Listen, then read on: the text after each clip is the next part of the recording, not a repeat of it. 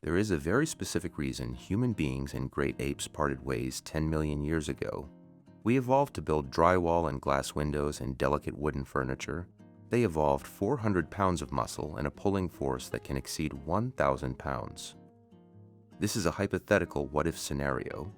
Keeping great apes as pets is illegal for private individuals and harmful to the animals and strongly discouraged.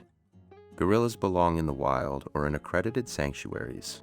When you daydream about raising a gorilla, you picture the movie version, a profound and unspoken bond, a gentle giant that understands sign language and gives you a fist bump. The reality is that you are living with a 400-pound toddler that can accidentally dismantle your house. And you are spending most of your adult life acting as a full-time warden in your own backyard. Let us start at the beginning, the part where you try to legally obtain one. Before a gorilla ever breaks your furniture, you have to break federal law. The Western Lowland Gorilla is listed on CITES Appendix I. It is one of the most protected species on Earth. You cannot buy one, you cannot import one. Even inheriting one and driving it across state lines can bring federal wildlife trafficking charges, up to $50,000 in fines and 5 years in prison. The only legal path is to register your suburban home as an accredited zoological facility, pass rigorous USDA inspections, and somehow find insurance for residential great ape structural damage. It takes years. Most people never succeed, but in this scenario you do, and a 30-pound infant arrives. For the first 18 months, it is actually wonderful. It clings to you, drinks from a bottle, makes eye contact that feels hauntingly human. You feel like you beat the system. Then the juvenile phase hits. By age 3, it is 150 pounds of dense, fast-twitch muscle inside a standard American home. The house cannot handle this kind of physical density. The gorilla is not malicious. It simply does not understand its own power. It gets hungry and grabs the stainless steel refrigerator door and rips it cleanly off the hinges. You might wonder if baby locks work. They are completely useless. Gorillas share 98.3% of our DNA. They have long-term memory and object permanence and a sophisticated capacity for deception. You cannot outsmart them with a padlock. Hide the pantry key and the gorilla will not throw a tantrum. It will quietly study your micro-expressions and wait. It waits until you are asleep, then empties the kitchen. But here is what the internet never shows you. It does not just destroy, it organizes. This is social referencing. In the wild, juveniles read the dominant silverback face for danger. In your house, you are that silverback. Every glance, every reaction, every expression becomes data. You do not have a pet. You have a highly intelligent creature that has decided you are its most important source of information about the world. It is one of the most remarkable things a human can experience. It is also destroying your kitchen. By adulthood feeding, it becomes a daily logistical problem with no convenient solution. A wild adult male gorilla consumes roughly 50 pounds of fresh vegetation every single day. Not frozen, not processed. Gorillas selectively reject produce that has begun to oxidize. Wilted leaves get left untouched. You are sourcing everything fresh every morning without exception. At current U.S. retail prices for a mixed basket of the specific produce a silverback requires, you are spending approximately $150 every single day. That is $54,750 a year on produce alone. Not vet bills, not permit fees, not the enclosure you will eventually have to build. Produce. You are not keeping a pet.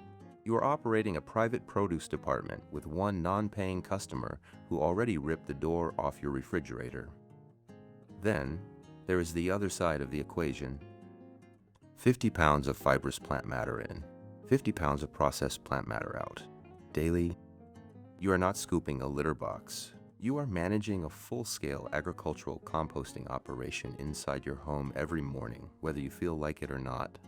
The smell and humidity eventually make the house uninhabitable. You have no choice but to move the gorilla outside. If you want to see what it actually costs to contain a dominant silverback, and what happens when he decides your steel bars are a negotiating position rather than a boundary, stay with us. Now, the steel. In the wild, a gorilla troop ranges over 16 square miles. In America, you need at least 2,000 square feet of reinforced enclosure. Standard chain link is nothing to them. You use shipping container-grade structural steel. The build costs $150,000 minimum. Your backyard is now a permanent maximum security facility. At around 12 years old, the silver saddle appears, the distinctive white hair across his back marking full maturity. 400 pounds. He sees you as a part of his troop, and since you are the only one there, he sees you as his sole rival for dominance. Bluff charges, chest beating, screaming to establish dominance. You cannot run, you cannot break eye contact. You must stand your ground against an animal that can bend structural steel, just to maintain the mutual respect that keeps you both safe. Most days you manage it.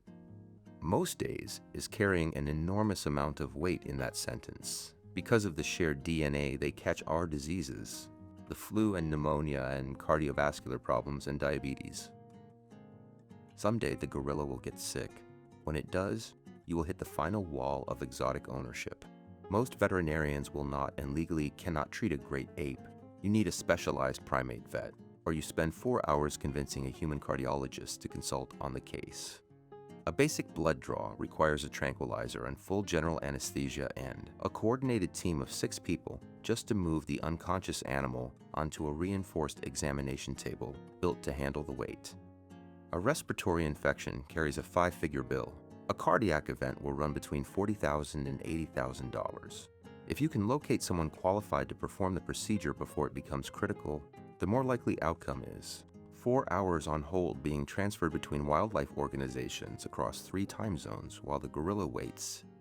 There comes a moment every exotic animal owner describes, always before sunrise and always doing something your younger self would never believe. For you, it is shoveling 50 pounds of gorilla waste at 4:47 in the morning in a coat that permanently smells like last week. From inside the enclosure, you hear a low, quiet grunt. Not demanding, not aggressive, just acknowledging that you are there. It always knows when you arrive. You pick up the shovel and keep going. Despite the financial ruin and the destroyed house and the daily wheelbarrows, something forms between you that has no accurate word in English. You learn to communicate without language. A grunt and a shift in posture and a glance. An interspecies vocabulary that took a decade to build and that no other human being on Earth shares with you. But this is a 50-year commitment with no exit. You cannot move. You cannot take a vacation. You cannot rehome it. A captivity-raised gorilla cannot survive release into the wild. Existing troops would drive it away, and an animal that never learned to forage or read terrain or navigate a troop hierarchy has no framework for surviving alone. You have permanently tethered your adult life to this animal. You traded your savings, your freedom, and most of your normal life for the privilege of sitting in the dirt next to a creature that understands you better than most humans ever will. Some days it almost feels worth it. If your pet is named Bella, subscribe to this channel right now and drop a comment and tell me what animal we should do next.